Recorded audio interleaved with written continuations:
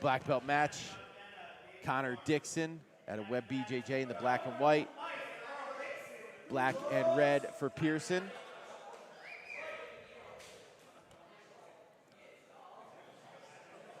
Immediately looking for ties now. Okay, Pearson's going to sit. I was going to say we do have get down rule in effect. 2-on-1 here. He tries to cross through to the back take here off the arm drag. Dixon was trying to follow up on the single, but that Kimura grip from Pearson. Let's see what he's able to do with it. Again, if it stays in front of the body, you're going to have to use it for control to get to the back, the triangle, or the arm lock. If he gets it past the hip, now you can look to use it for a submission, whether it be a dislocation of the shoulder or a break of the elbow, depending on where you have that fulcrum lined up. Good job of posturing out of that by Dixon. Butterfly guard here by Pearson.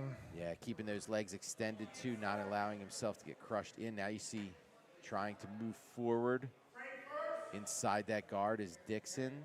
It's overhooked. Looks like he might be looking to body lock. Yeah, Pearson's able to pummel that left arm in under. Which you can still hold the body lock from there, for sure. Yep. But it's more about getting your legs in the correct position then. Now, two, when you have this shoulder lock, it's about getting your head back to center line. Like the purpose of this is to push your head away, right, and create. So what Dixon needs to be doing is pushing his head and body back to center line, because that'll nullify that shoulder-controlled position. Easier said than done when you have somebody frame across your face, but the goal is to get your head back to that same side that the shoulder's being attacked to. Yeah, and you see Pearson using his right forearm to lift the chin of Dixon. Dixon able to break that grip, posture himself up. Immediately, Pearson was looking to drag back across.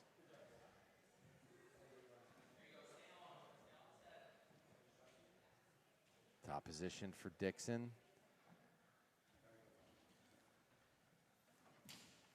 Trying to get around to the outside of the guard of Pearson here. Pearson maybe looking at a false reap situation. He'll push.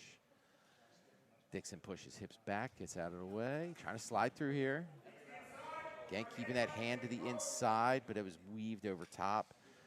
So he's going to have to deal with that lasso first, that top leg. See if he tries to high step back over it. Well, he'll come back to the feet.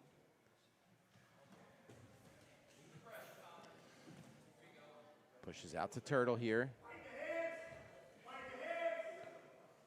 Gets himself back flat to the mat here. Is Pearson.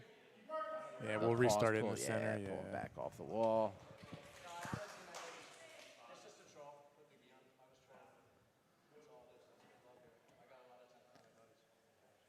2-on-1, pulls down to guard here, staying at combat base, now back up to the feet, looking to step over the guard here. Trying to compress that leg as he cuts through. Pearson goes back to butterfly guard. Again, Dixon trying to cut his right knee in.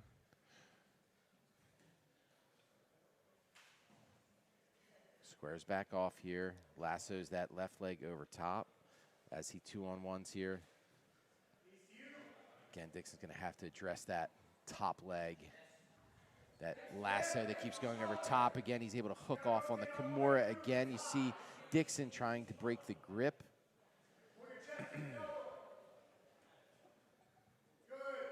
And again, Pearson going to use this to try to advance his position. Good job of Dixon at getting his leg over top, trying to pin that leg. But again, more than anything, getting this grip free is going to be critical. But if he needs to start positioning his head over top of Pearson's head. Like, see how far away his head is? That's allowing the hips to work.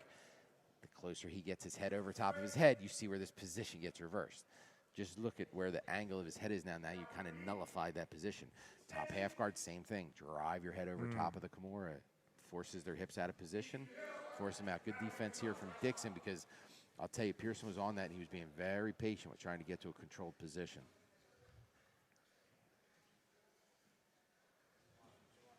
Trying to circle that leg through again. Pearson just does a good job of keeping a butterfly engaged, or keeping a leg just extended and able to circle itself back inside. Dixon with the, or Pearson with the 2-on-1 grip on Dixon's right arm. Yeah, Dixon keeping hips back, so it's hard even with the posture broken to do much because of the hip positioning being so far back. So that's why you see those 2-on-1s from Pearson, why he's going to be trying to bring him forward and across his body, because it's the only way you're going to be able to get underneath of him. But now, Dixon has, MMA experience. I believe he's fought on Bellator. But when you're dealing with those MMA guys, and you're talking where he's in rooms with Sean Brady and guys like that, so you're dealing with some guys that are difficult to deal with. So from that top position, he's going to be good at holding people down, and he's going to be very difficult to sweep, just because of what he has to deal with in an MMA room, where the goal isn't the bottom position. The goal is to maintain top. And everyone on the bottom is trying to wrestle up constantly, trying to get back up to their feet. And we see Dixon. Yeah, pushes back. Wasn't having much success from the top position, so you see him trying to move, and he's looking to false sweep of his own here. Throws that left leg over top. Let's see if he can get his leg free. It looks like he's almost free. Now he recognizes very nice defense off that false sweep from Pearson. Understood exactly what was happening. Understood he needed to get both legs behind. Yeah, Pearson, good job controlling that the left foot of Dixon to step back. Throws that leg in again. Dixon, he's got very good dexterity for a bigger guy. Yeah, he does. Reverse de la Heave here. Might go for a calf slicer.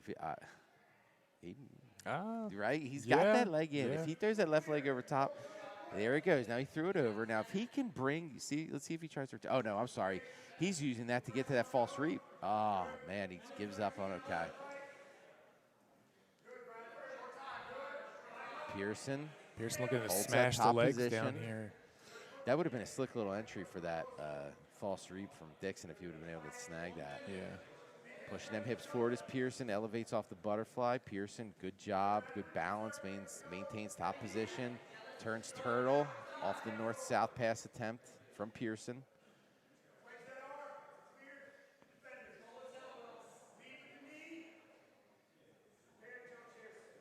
Turtle position here for Dixon. Pearson moves to front head. He's got head and arm. Looks like Pearson's. Yeah, Dixon gathers that. Gathers the leg, can move to top position. Keeps that knee inside here. Nice guard retention by Pearson. Dixon was almost past the side. Yeah, very good guard retention this whole time by Pearson. Yeah. Both these guys, very, very good from the guard. That was, Dixon had some nice little false sweep attempts there that were defended very well by Pearson. But some slick entries. And who would have thought we'd have had the false sweep entries from the big guys? From the big guys. Right? All right, we're going to see overtime. All right, Connor Dixon out of Web MMA taking on Brad Pearson at a standard jiu-jitsu. We are in OT. All right, so it looks like Dixon will start defensive. Offensive start position for Pearson. Offense starts first, or offense sets first. Defense set. Falls off, post rear mount here, where he's posting that right foot on the hip, so he's posting down, it pushes down rather than body triangling, usually putting pressure on that top hip, makes it very difficult. Nice threat with the right arm coming over top here from Pearson. Yeah, you saw Dixon reaching down, trying to clear the hooks off, and as soon as he did that, Pearson came across with the threatening, the choking arm. Yeah, and what it is that right foot, is he'll put it right on, now you see his left foot. See how he's putting it right on the hip? What he's doing is he's pushing down, so he's driving your leg down. Now he turns belly down on it. Oh, did he have that choke in? Dixon's a tough dude, though, man. He's going to be tough to finish. Trying to threaten over top with that right arm. Dixon almost through, almost has the lower half of his body out. He's on the right side to get out. Oh, nice job changing over here. Again, remember what the goal is. That elbow has to get past center line. So if you create situations where you make it incredibly difficult for that elbow to pass center line, you create a hell of a dilemma for the person trying to escape. Yeah, Pearson has his hooks back to full back control here.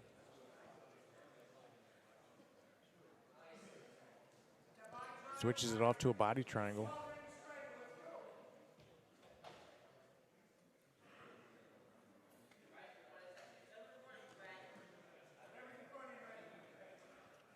Stays maintained. We might get close to our first full overtime round. We haven't had a full 2 minutes in the overtime either, right? No, I don't believe we have. No, this has been moving along quickly. And again, even in the overtime rounds, they've been subs or they've been at, quickest escape time. Body triangle to the top side still. Turning belly down here is Dixon. Now he's trying to address. Now he brings that up. Oh, man, as soon as he brought his hands down, Pearson, they did time it? That's so they time, went 2 yeah, minutes? Okay. 2 minutes. So full 2 minute ride for Pearson. It's going to give Dixon the choice, and he's going to choose his arm. Dixon will choose the right arm of Pearson. He'll start crossed off with both elbows gathered inside. Pearson will start with a figure of 4 grip. Dixon immediately hooks the right leg of Pearson. Chooses the low side approach. You have the low side of the head side approach. He goes here. Man, they had a cool EBI situation where Sanchez, oh man, he gets separation here. He's got good positioning on this arm. He's going to get the tap. Your winner by submission in overtime is Connor Dixon at a Web BJJ. Your winner by armbar in overtime. Another sub. Another sub. Chalk it up. It's because we're good luck, Jay. Armbar finish in overtime for Connor Dixon from Web BJJ. And then there was 3. We got up next. We have John Venna from Silver Fox taking on